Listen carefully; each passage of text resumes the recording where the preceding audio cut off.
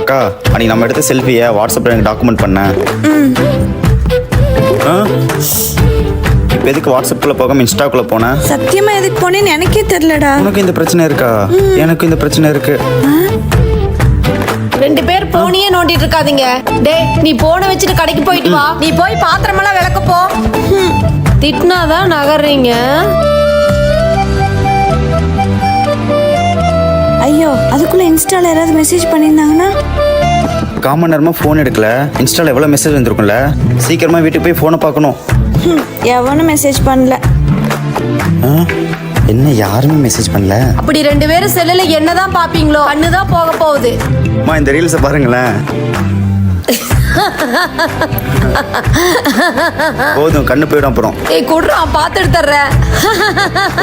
நீங்களே install addict ஆயிட்டீங்களா? முடிஞ்சு